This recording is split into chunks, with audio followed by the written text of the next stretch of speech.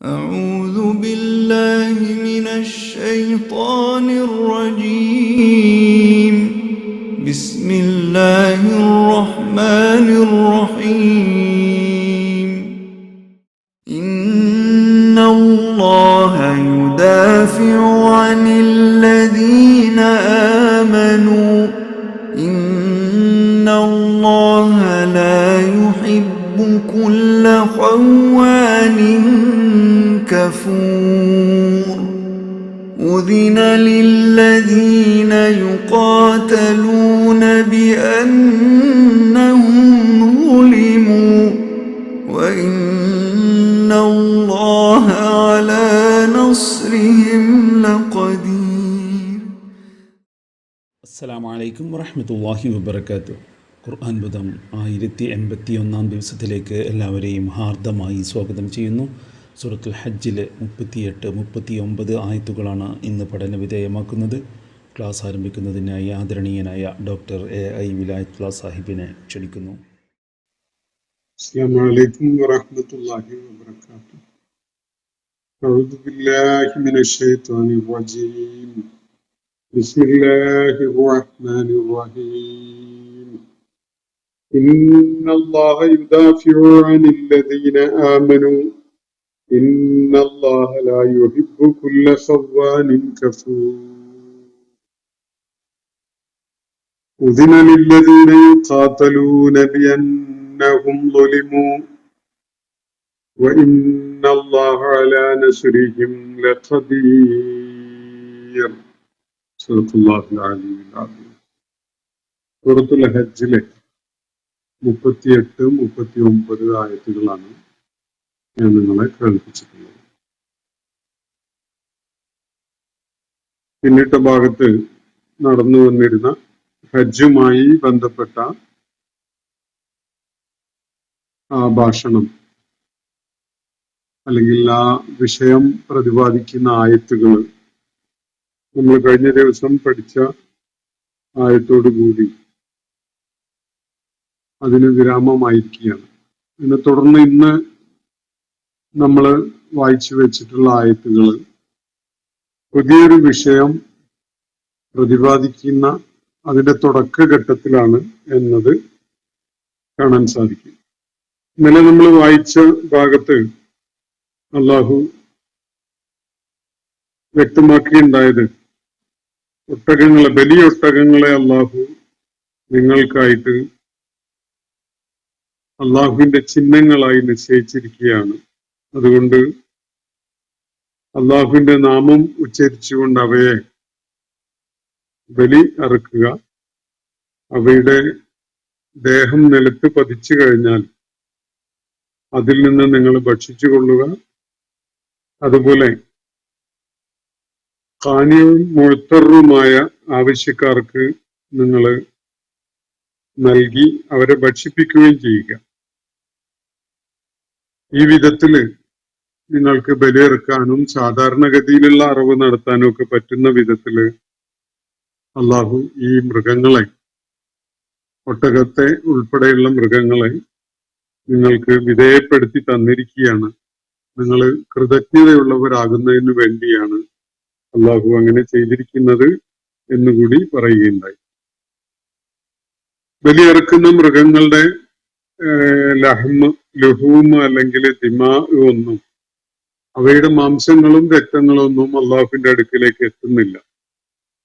എന്നാൽ അള്ളാഹുവിന്റെ അടുക്കിലേക്ക് എത്തുന്നത് നിങ്ങൾ ഓരോരുത്തരും അക്കാര്യത്തില് ഓരോരുത്തരും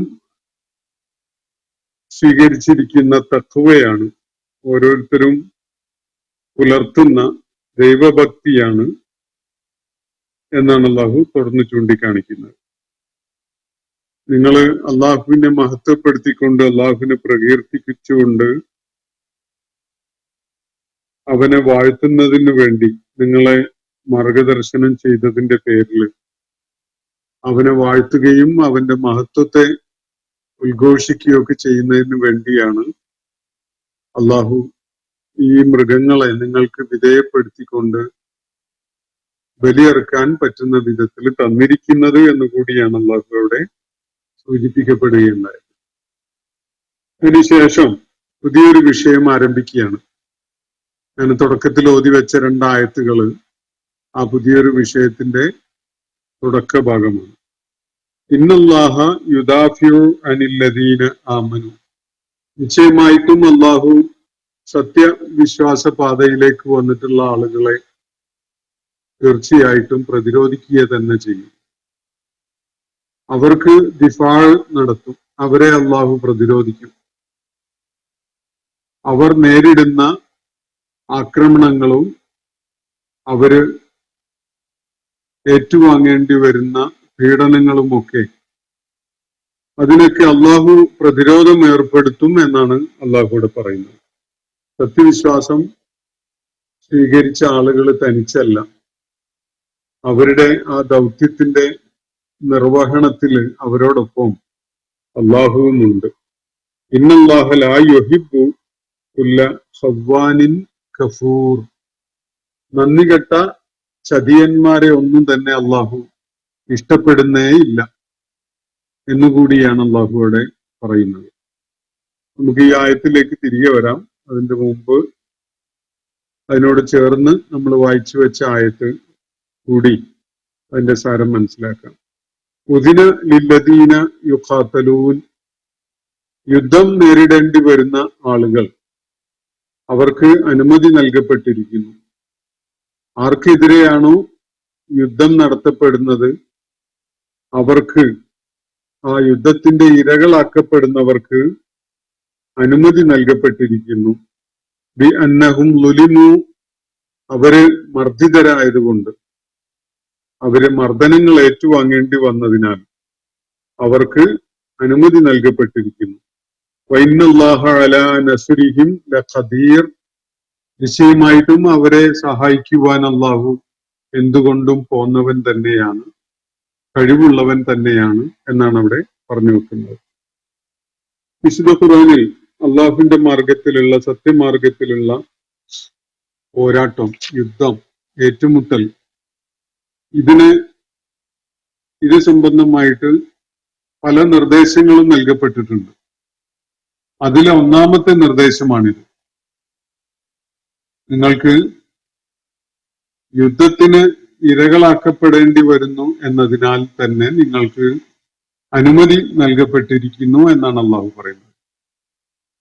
നിങ്ങൾ സ്വയം പ്രതിരോധിക്കുന്നതിനായിട്ട്, നിങ്ങളോട് യുദ്ധം ചെയ്യാൻ വരുന്നവരെ നേരിടാനും കൈകാര്യം ചെയ്യാനും ഒക്കെയായിട്ട് യുദ്ധം നിങ്ങൾക്ക് അനുവദനീയമാക്കപ്പെട്ടിരിക്കുന്നു എന്നാണ് അള്ളാഹുവിടെ വ്യക്തമാക്കുന്ന കാര്യം. പിന്നെ വിശദാംശങ്ങൾ നമുക്ക് മനസ്സിലാക്കാം.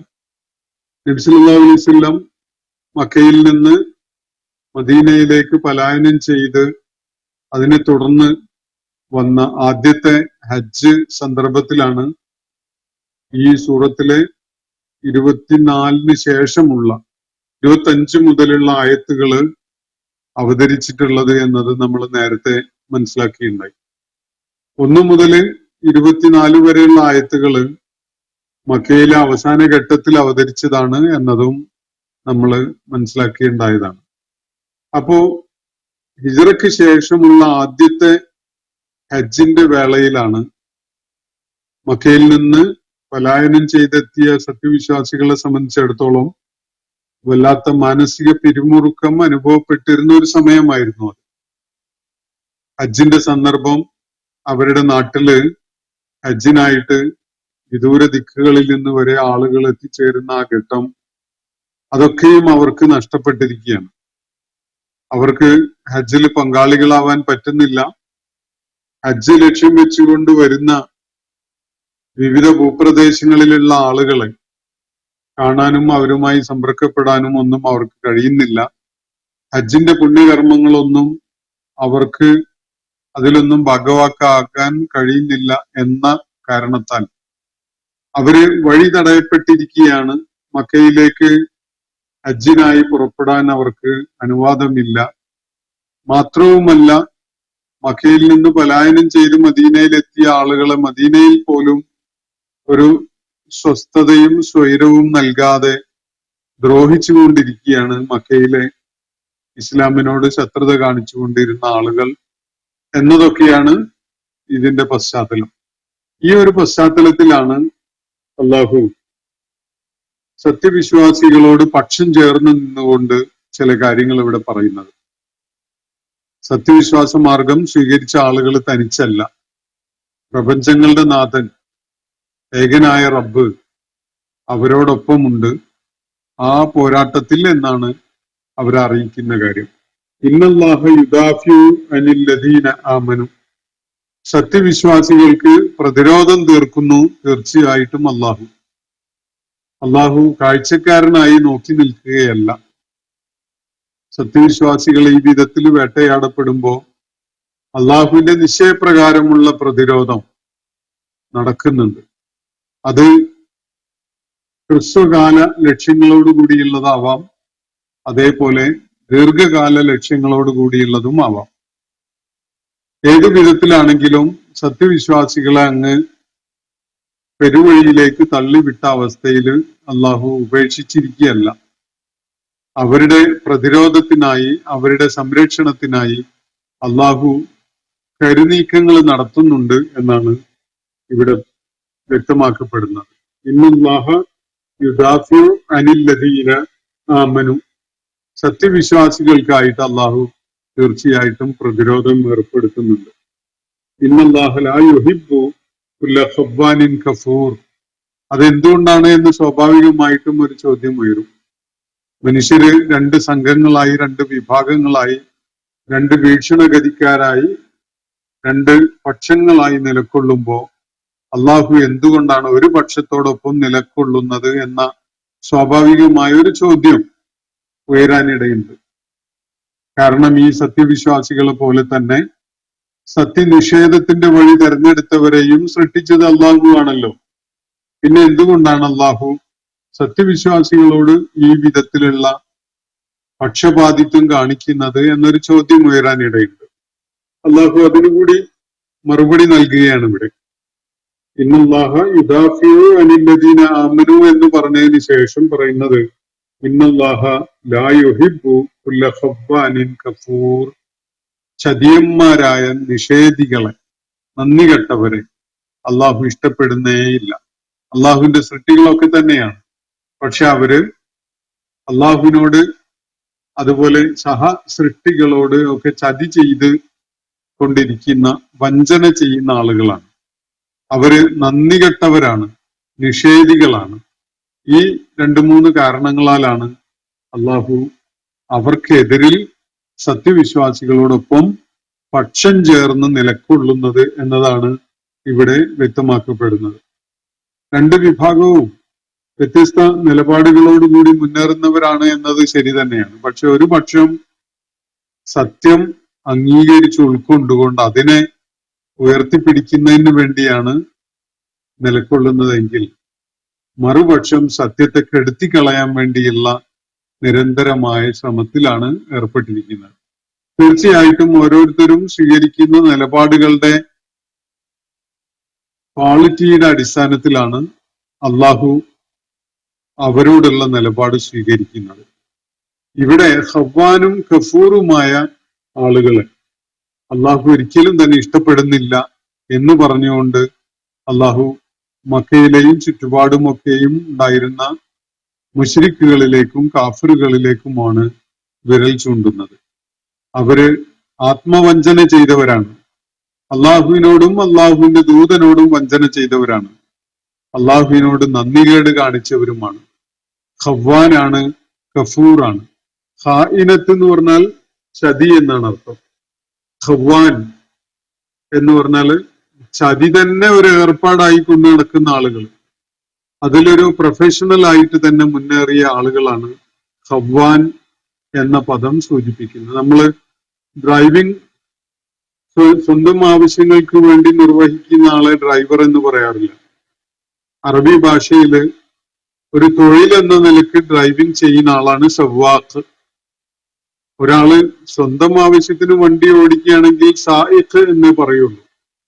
ഇവിടെ ഒരു തൊഴിൽ എന്ന നിലയ്ക്ക് അത് ചെയ്യുന്ന ഒരാളാണ്. അത്രയും ആവർത്തിച്ചും നിരന്തരമായിട്ടും അത് ചെയ്യുന്ന ആളാണ് സവ്വാത്ത് എന്ന് പറയും. ഇതേ വസിനാണ് ഇവിടെ ഖവ്വാൻ എന്ന ആവശ്യത്തിന് വേണ്ടി ചതിയന്മാർ എന്ന് കാണിക്കാൻ വേണ്ടി അള്ളാഹു ഉപയോഗിച്ചിരിക്കുന്നത്.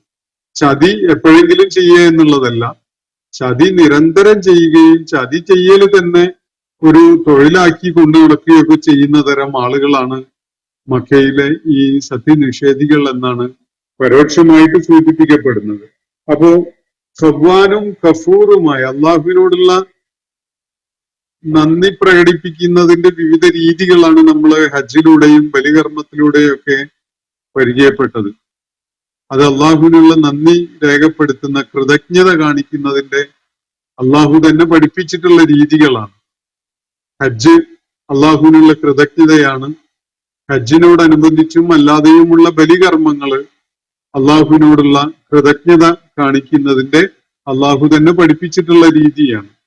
എന്നാൽ ഇത്തരം കൃതജ്ഞതയുടെ യാതൊരു ശരീരഭാഷയും പോലും അറിയാത്ത, അത് പരിഗണനയിലില്ലാത്ത നിഷേധികൾ അവര് നിരന്തരമായി ചതി ചെയ്തുകൊണ്ടിരിക്കുകയാണ്, ആത്മവഞ്ചന ചെയ്യുന്നു. അള്ളാഹുവിന്റെ ദൂതനോടും സത്യവിശ്വാസികളോടും അള്ളാഹുവിനോട് തന്നെയും വഞ്ചന ചെയ്തുകൊണ്ടിരിക്കുന്നവരാണ് അവർ. അങ്ങനെയുള്ള ഖവ്വാനും കഫൂറുമായ ചതിയന്മാരും നന്ദി കെട്ടവരുമായ ആളുകളെ അള്ളാഹു ഇഷ്ടപ്പെടുന്നില്ല.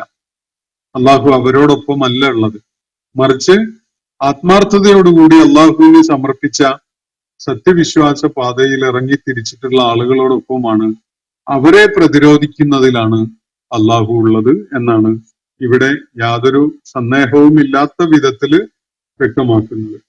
ഉദിനലില്ലദീന യുഖാത്തലൂൻ, എന്നിട്ട് അള്ളാഹു ഒരു കാര്യം ചൂണ്ടിക്കാണിക്കുകയാണ്. അള്ളാഹുവിന്റെ മാർഗം സ്വീകരിച്ചതിന്റെ പേരിൽ യുദ്ധത്തിനിരയാകുന്ന, ഏറ്റുമുട്ടലുകൾക്കിരയാവുന്ന ആളുകള് പ്രത്യക്ഷത്തിൽ അവിടെയുണ്ട്. മദീനയിലെ സത്യവിശ്വാസികൾ അവരുടെ നിലനിൽപ്പ് തന്നെ ഭീഷണിയായ വിധത്തിലാണ് കഴിഞ്ഞുകൂടുന്നത്. മക്കയിലെ ഇസ്ലാമിന്റെ ശത്രുക്കളെ എപ്പോ വേണമെങ്കിലും അവരെ കടന്നാക്രമിക്കാൻ സാധ്യതയുണ്ട്. ചുറ്റുപാട് നിന്നും ലഭിക്കുന്ന ലക്ഷണങ്ങളും സൂചനകളും ഒക്കെ അങ്ങനെയുള്ളതാണ്. മക്കയിൽ അവശേഷിക്കുന്ന വിശ്വാസികളെ സംബന്ധിച്ചിടത്തോളം ദീർഘകാലത്തെ പീഡനങ്ങൾ അവർ ഏറ്റുവാങ്ങിയിട്ടുണ്ട്. ഇപ്പോ അത് അത്തരം പീഡനങ്ങള് ശക്തിപ്പെട്ടു വരികയും മൂർച്ചയുള്ളതാവുകയും ചെയ്തിരിക്കുകയാണ്. ഈ ഒരു പശ്ചാത്തലത്തില് അവരെ സാന്ത്വനിപ്പിച്ചുകൊണ്ട് അല്ലാഹു പറയുന്നത്, യുദ്ധത്തിന് ഇരയാക്കപ്പെടുന്നതിന്റെ പേരിൽ നിങ്ങളോട് നിങ്ങളുടെ ശത്രുക്കൾ പോരാട്ടത്തിന് വേണ്ടി വരുന്ന കാരണത്താൽ നിങ്ങൾക്ക് അനുമതി നൽകപ്പെട്ടിരിക്കുന്നു എന്നാണ്. ഇതുവരെ ഏകദേശം 13 വർഷത്തിലധികം കാലം യുദ്ധം അല്ലെങ്കിൽ തിരിച്ചടിക്കല്, പ്രതിരോധം പോലെയുള്ള കാര്യങ്ങളൊന്നും അനുവദിക്കപ്പെട്ടിട്ടുണ്ടായിരുന്നില്ല. ചില അപവാദങ്ങളായ സംഭവങ്ങൾ ഉണ്ടായി എന്നത് ഒഴിച്ചു നിർത്തിയാൽ ശത്രുക്കളുമായിട്ടുള്ള ഏറ്റുമുട്ടല് പറയത്തക്ക വിധത്തിലൊന്നും ആ കാലം വരെ നടന്നിട്ടുണ്ടായിരുന്നില്ല. അള്ളാഹു അത് അനുവദിച്ചിട്ടുണ്ടായിരുന്നില്ല. അതിനു വേണ്ടിയുള്ള പ്രേരണ നബി സല്ലല്ലാഹു അലൈഹി വസല്ലം നടത്തിയിട്ടും ഉണ്ടായിരുന്നില്ല. എന്നാൽ ആദ്യമായിട്ട് മുഹമ്മദ് നബി സല്ലല്ലാഹു അലൈഹി വസല്ലമയുടെ ദൗത്യ നിർവഹണം ആരംഭിച്ച് ഏകദേശം 13 വർഷങ്ങൾ പിന്നിട്ട ഈ ഘട്ടത്തിലാണ് ആദ്യമായിട്ട് അതിന് അനുമതി നൽകപ്പെടുന്നതായിട്ട് പ്രഖ്യാപനം വരുന്നത്. സൂറത്തുൽ ഹജ്ജിൽ നമ്മൾ ഈ വായിച്ചുകൊണ്ടിരിക്കുന്ന 39ാമത്തെ ആയത്തിലാണ് ആ അനുമതി നൽകപ്പെടുന്നത്. ഉദിന, അനുമതി നൽകപ്പെട്ടിരിക്കുന്നു. ലില്ലദീന യുഖാതലൂന, യുദ്ധം നേരിടേണ്ടി വരുന്ന ആളുകൾ, അവർക്ക് യുദ്ധം ആരോടാണോ, ആർക്കെതിരിലാണോ യുദ്ധം നടത്തപ്പെടുന്നത് അവർക്ക് അനുമതി നൽകപ്പെട്ടിരിക്കുന്നു. യുദ്ധത്തിന് അനുമതി നൽകപ്പെട്ടിരിക്കുന്നു, അല്ലെങ്കിൽ തിരിച്ചടിക്കാനുള്ള അനുവാദം നൽകപ്പെട്ടിരിക്കുന്നു എന്നാണ് സൂചിപ്പിക്കപ്പെടുന്നത്. കാരണം ബിഅന്നഹും ളുലിമു, അവര് മർദ്ദിതരായിരിക്കുന്നു എന്നതാണ് അതിന് കാരണം. അവര് മർദ്ദനത്തിനിരയായിരിക്കുന്നു, അക്രമമാണ് അവരോട് മറ്റുള്ളവർ ചെയ്തിരിക്കുന്നത് എന്നതിനാലാണ്. വഇന്നല്ലാഹ അലാ നസ്രിഹിം ലഖദീർ, എന്നിട്ട് അതോടൊപ്പം അള്ളാഹു സത്യനിഷേധികൾക്കുള്ള ഒരു ഭീഷണി എന്ന നിലക്കും സത്യവിശ്വാസികൾക്കുള്ള ഒരു ആശ്വസിപ്പിക്കൽ എന്ന നിലക്കും പറയുന്ന ഒരു കാര്യം, തീർച്ചയായിട്ടും അള്ളാഹു അവരെ സഹായിക്കാൻ എന്തുകൊണ്ടും കഴിവുള്ളവൻ തന്നെയാണ്, ഖദീറാണ്. അവനെ സംബന്ധിച്ചിടത്തോളം അവന്റെ ആസൂത്രണത്തിന്റെ മികവിന് വഴങ്ങാത്തതല്ല ഇതൊന്നും തന്നെ. ഇവരുടെ യുദ്ധവും ഇവരുടെ ആക്രമണങ്ങളും ഇവർ ചെയ്തുകൊണ്ടിരിക്കുന്ന ദ്രോഹവും ഒന്നും നേരിടാനും അവരെ പരാജയപ്പെടുത്താനും സത്യവിശ്വാസികളെ സഹായിക്കാനും കഴിയാത്തവനല്ല അള്ളാഹു. ഇതിനൊക്കെ കഴിയുന്നവൻ തന്നെയാണ് അള്ളാഹു. അലാ നസ്രിഹിം ലഖദീർ. അവരെ സഹായിക്കുവാൻ എന്തുകൊണ്ടും ഖദീറാണ് അള്ളാഹു, കഴിവുള്ളവനാണ്, പ്രാപ്തിയുള്ളവനാണ് അള്ളാഹു. അപ്പോ യുദ്ധത്തിനുള്ള അനുമതിയാണ് ഇവിടെ നൽകപ്പെട്ടിരിക്കുന്നത്. ഞാൻ സൂചിപ്പിച്ചു, യുദ്ധവുമായി ബന്ധപ്പെട്ടുകൊണ്ടുള്ള ആദ്യത്തെ വെളിപ്പാടാണ് ഈ ആയത്തിലൂടെ ലഭ്യമായിരിക്കുന്നത്.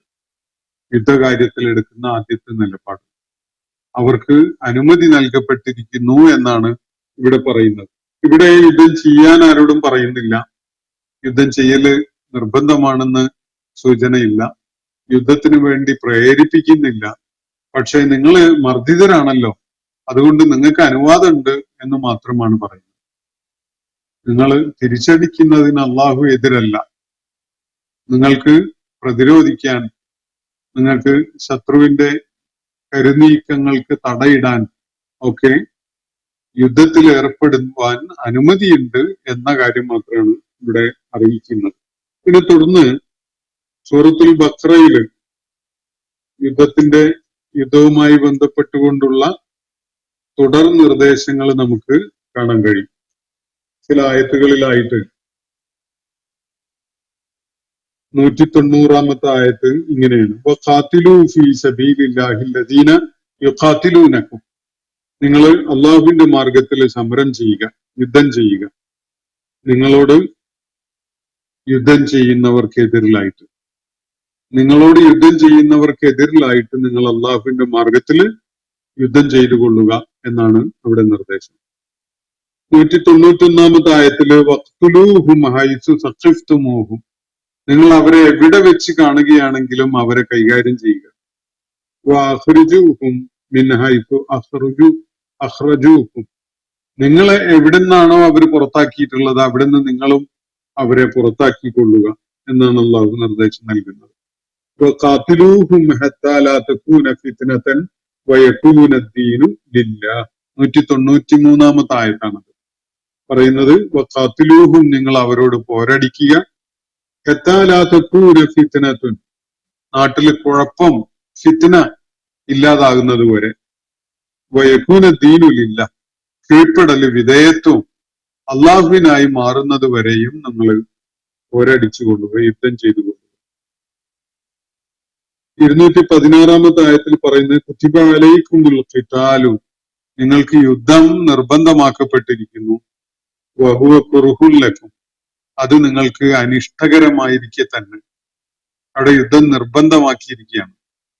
സത്യമാർഗത്തില്, അള്ളാഹുവിന്റെ മാർഗത്തില്, മർദ്ദിതരുടെ മാർഗത്തില് യുദ്ധം ചെയ്യല് നിർബന്ധമാണ് എന്നാണ് സൂറത്തുൽ ബഖറയിലെ 216 ആയത്തില് വെളിപ്പെടുത്തുന്നത്.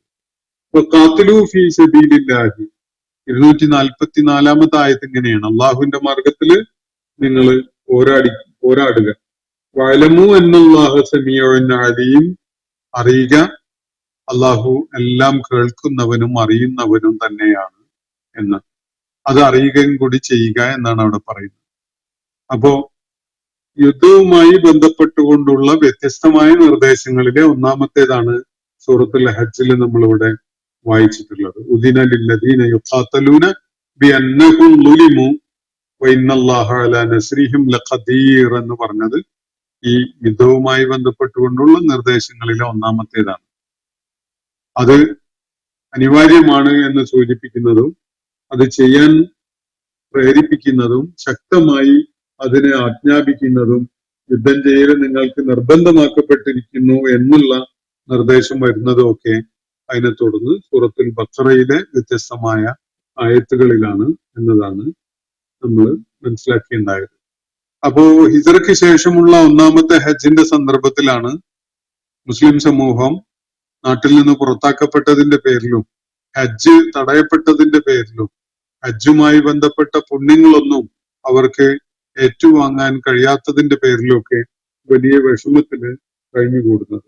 ആ ഒരു സന്ദർഭത്തിലാണ് അവരെ ആശ്വസിപ്പിക്കുന്ന വിധത്തിലും അവർക്കായിട്ട് ശത്രുക്കള് അവരെ ലക്ഷ്യം വെച്ചുകൊണ്ട് മുന്നേറുന്ന ആ ഘട്ടത്തില് അതിനെ പ്രതിരോധിക്കാനും അതിനെ നേരിടാനും ഒക്കെയുള്ള പോരാട്ടത്തിൽ ഏർപ്പെടാൻ അവർക്ക് അനുമതിയുണ്ട് എന്ന കാര്യം അള്ളാഹുവിടെ അറിയിക്കുന്നു. അപ്പോ ഇന്നത്തെ സെഷൻ ഞാനിവിടെ അവസാനിപ്പിക്കുകയാണ്. ഈ 2 ആയത്തുകളോടെ നമ്മുടെ സംഭാഷണം മറ്റൊരു വിഷയത്തിലേക്കും മറ്റൊരു ആർഗ്യുമെന്റിലേക്കും ഒക്കെ നീങ്ങിയിരിക്കുകയാണ്. തുടർന്ന് ഏതാനും ആയത്തുകൾ ഈ വിഷയവുമായി ബന്ധപ്പെട്ടുകൊണ്ട് തന്നെയുള്ളതാണ്. ഇൻഷാ അല്ലാഹ് അത് വഴിക്ക് വഴിയെ നമുക്ക് മനസ്സിലാക്കുകയും ഉൾക്കൊള്ളുകയും ചെയ്യാം. അള്ളാഹു നമ്മെ എല്ലാവരെയും അനുഗ്രഹിക്കുമാറാവട്ടെ. വാഖിറു ദഅവാന അനിൽ ഹംദുലില്ലാഹി റബ്ബിൽ ആലമീൻ. അസ്സലാമു അലൈക്കും വറഹ്മത്തുള്ളാഹി വബറകാതുഹു. ഇന്നത്തെ ഖുർആൻ പദം ഇവിടെ സമാപിക്കുന്നു. ഖുർആൻ പഠനത്തിൽ പങ്കെടുത്ത എല്ലാവർക്കും അള്ളാഹു അർഹമായ പ്രതിഫലം നൽകി അനുഗ്രഹിക്കട്ടെ. വആഖിറു ദഅവാന അനിൽ ഹംദുലില്ലാഹി റബ്ബിൽ ആലമീൻ. അസ്സലാമു അലൈക്കും വറഹ്മത്തുള്ളാഹി വബറകാതുഹു.